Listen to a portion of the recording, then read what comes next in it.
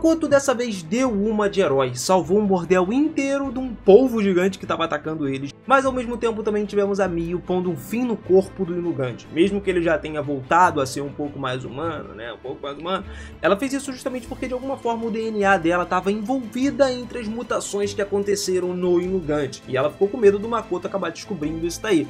Lógico que a partir daí ela teve que acabar com todas as evidências, pondo um fim nele. Então, meus amigos, já prepara aquela pipoquinha e aquele suquinho maroto e vamos conferir tudo que tá rolando agora.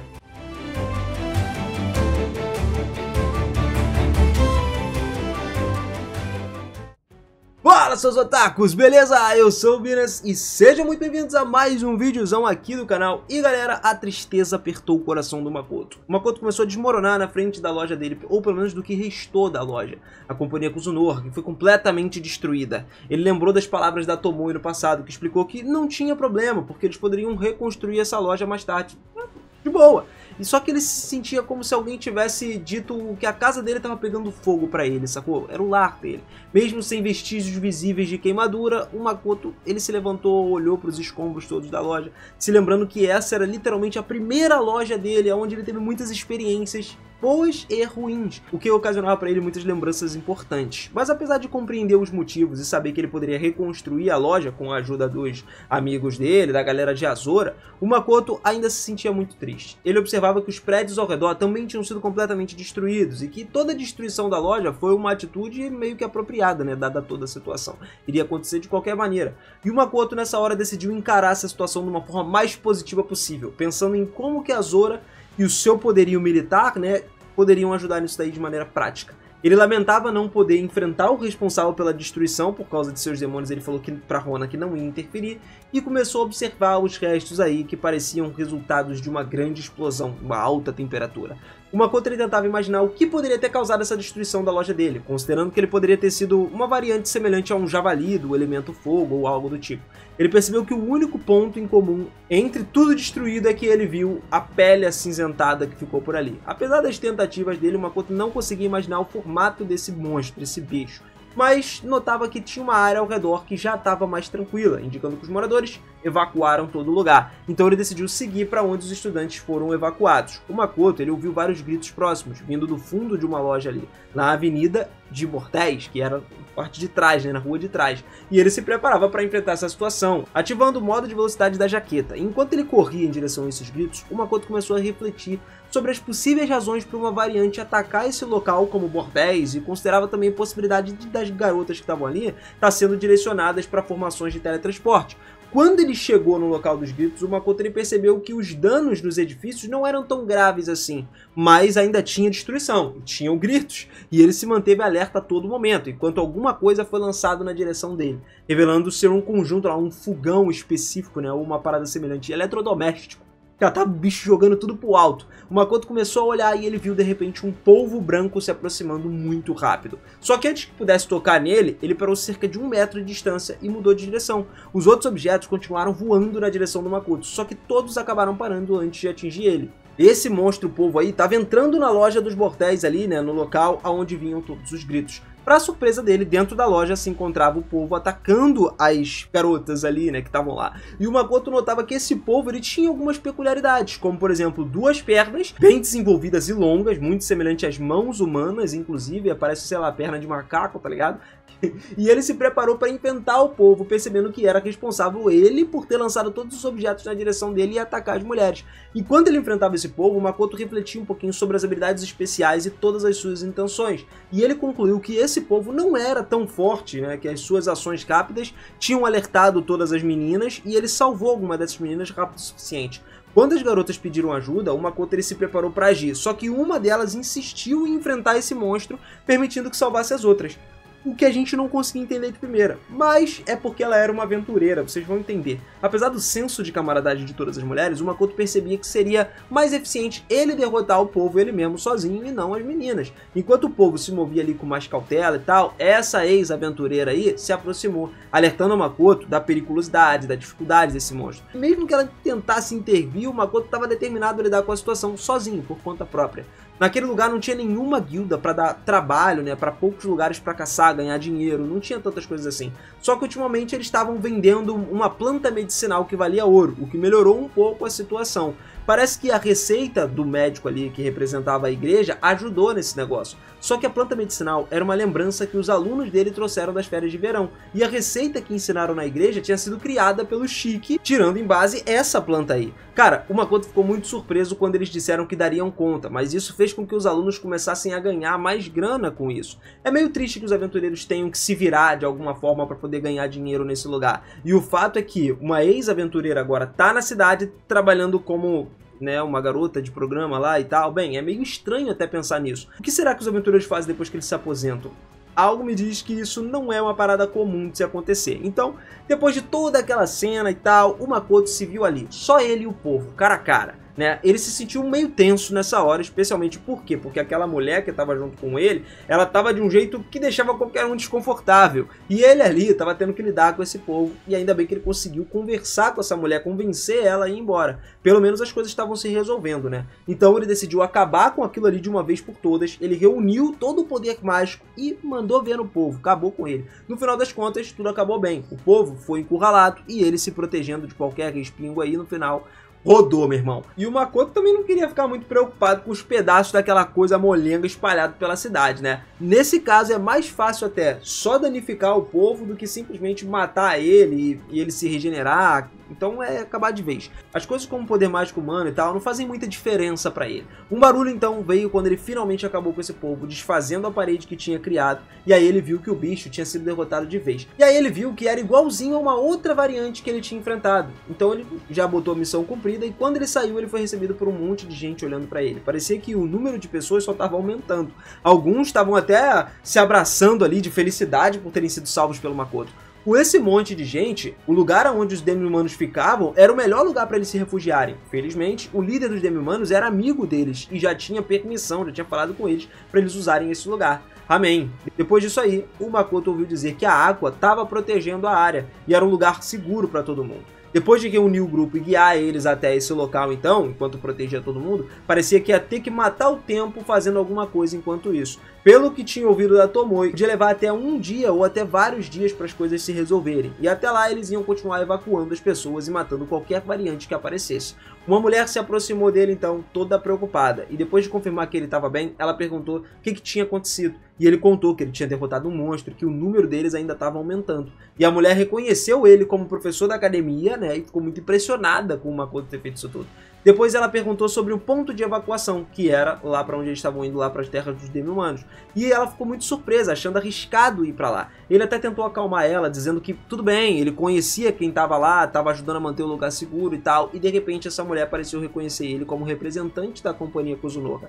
Ele confirmou isso, agradeceu pelo apoio dela e parecia que ela, na verdade, já tinha comprado algumas bebidas energéticas da loja dele. Ele ficou muito grato com isso tudo. Parece até que as pessoas do ramo noturno estavam comprando bebidas energéticas da loja dele, justamente para elas ficarem acordadas de noite, né? Talvez a expressão negócio noturno até nem fosse tão correta a se dizer, já que as garotas também trabalhavam durante o dia.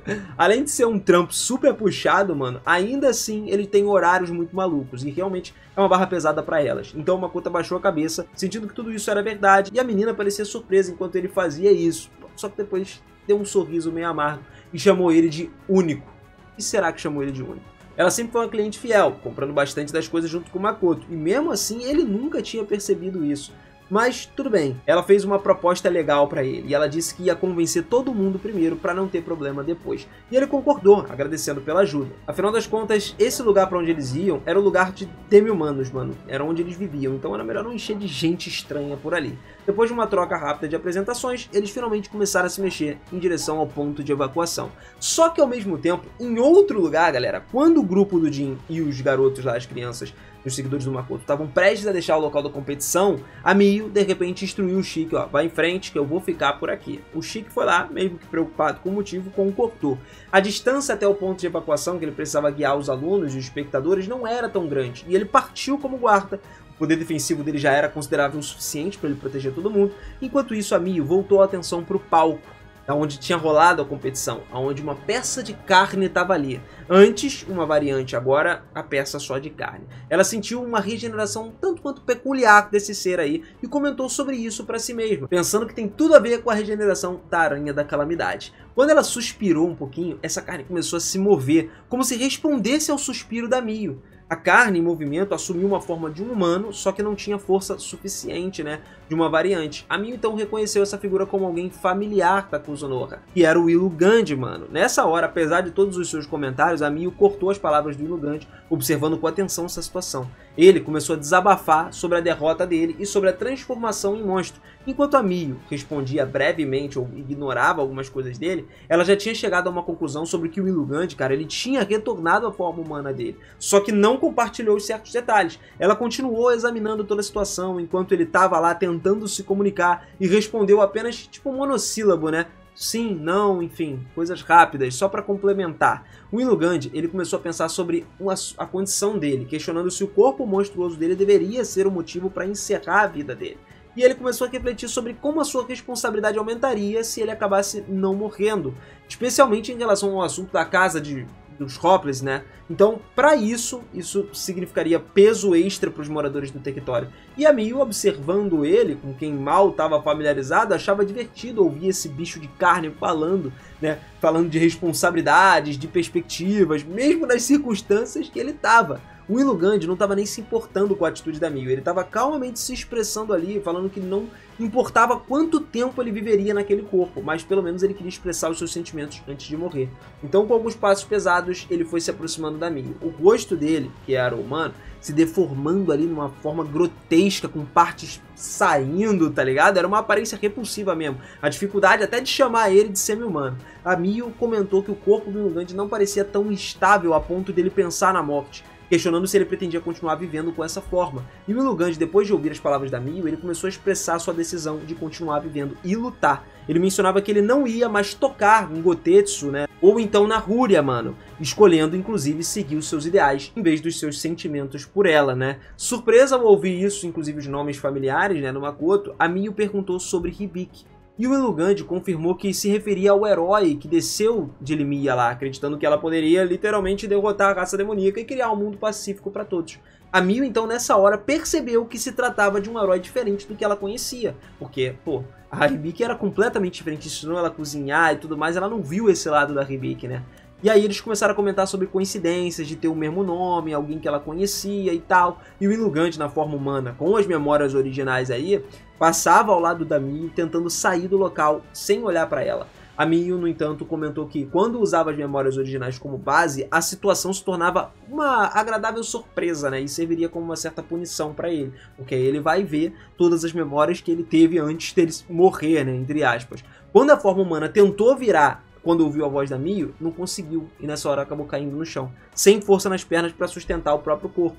O Illugand, prostrado lá no chão, perguntou o que a Mio estava fazendo. Surpreso, então, quando ele percebeu que as suas pernas tinham sido decepadas, né? Cortou a perna deles, mas ele não sentiu dor nenhuma. A Mio, então, foi chegando mais perto dele e explicou que a punição que ele sofreu agora era necessária, porque ele tinha sido hostil ao Makoto, interferindo e atacando os alunos do Makoto também. Mesmo que as suas memórias, a sua personalidade tivessem todas preservadas, ele ainda precisava pagar pelas suas ações, né? O Illugand, mano, sem entender por que ele fez coisas que agora ele estava considerando estúpidas, ele refletiu um pouquinho sobre as ações passadas dele e a vergonha que ele sentia por ter feito isso, percebendo que mesmo que ele não tivesse no seu estado mental ideal, as ações dele eram injustificáveis, irmão, não tinha como. A Mio explicou que a derrota e a aparência atual do Illugand não era uma retribuição apenas da consequência da sua própria fraqueza, e sugeriu também que poderia considerar isso como um milagre concedido pelo poder, né, que ele acabou ficando vivo. E o Illugand ficou confuso, dizia que a forma atual dele não tinha nada para ser considerada uma coisa boa, mas se fosse o pedido de desculpas, cara, ele se desculparia com o Makoto e com os alunos se fosse só isso. Só que a Mio concordou em poupar a vida do Illugand como uma morte redentora, né, mesmo que fosse insuficiente.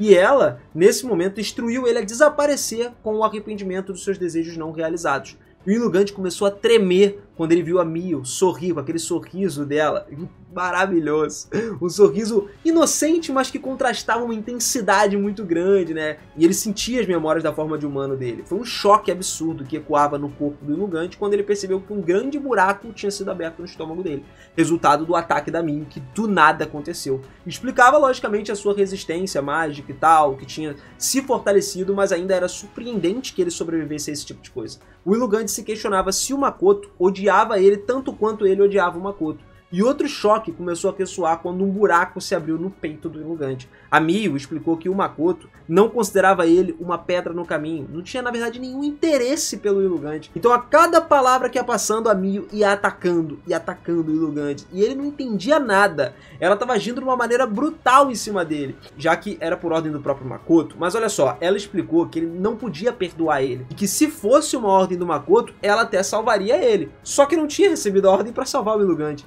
Então a Mio mencionou que o Shiki tinha recebido a ordem para incapacitar esse bicho. Só que isso foi antes da morte dele. E o Illuminati compreendeu a situação. Ele percebeu que ele não tinha como escapar e que a regeneração dele não estava mais funcionando, principalmente devido à diferença de poder depois dos ataques da Mio. A Mio comentou que, mesmo depois da morte do Illuminati, o Makoto não tinha dito nada de especial, ele só estava pensando que não tinha como evitar a morte, sugerindo que uma certa regeneração milagrosa poderia ser ignorada. E o Illuminati, desprezado, dizia que ele não podia morrer, mesmo que a vida dele fosse dada por um acaso. Mas a Mio, ela continuou fazendo os ataques, atingindo a cabeça dele, finalmente matando o Illuminati no final das contas. Depois de eliminar o Illuminati, a Mio se dirigiu para o local onde o Shiki estava, se lembrando brevemente daquela garotinha de cabelos pretos, né, de Limia, conhecida como Hibiki. Só que logo precisava retornar para o local onde o mestre dela, o Makoto, tinha ordenado. Então ela se juntou ao Shiki para voltar para fazer tudo. E assim, demos um final nesse capítulo aqui, onde a Mio meio que acabou com um, podemos dizer, um filho dela, né? O poder dela estava envolvido com isso. A gente sabe que ela quer esconder isso do Makoto, porque imagina, né? O que ele pensaria dela se algo acontecesse. É doideira, mano. Mas e o que você pensa sobre isso? Deixa aí nos comentários que eu quero muito trocar essa ideia com vocês, tá? Olha, eu tô respondendo, galera. Tô respondendo nos comentários. Às vezes eu demoro um pouquinho, mas tô respondendo, tá? Então deixa o seu comentário aí, sim. Seu like também pra ajudar o YouTube a recomendar muito mais. A gente sabe que Tsukimichi merece. E outra coisa mais importante de todas, a sua inscrição e o seu sininho ativado, porque agora mais do que nunca estamos quase lá. Quase nos 200 mil. Você vai me ajudar demais a chegar nesses 200 mil. E eu também vou te ajudar, vou te trazer muito mais conteúdo de Tsukimichi aqui no canal pra gente trocar ideia. Vários outros animes também, óbvio, né? Então eu conto com você nessa jornada. Tamo junto sempre, família. Beijo no coração de vocês e eu vejo vocês no próximo vídeo, hein? Valeu!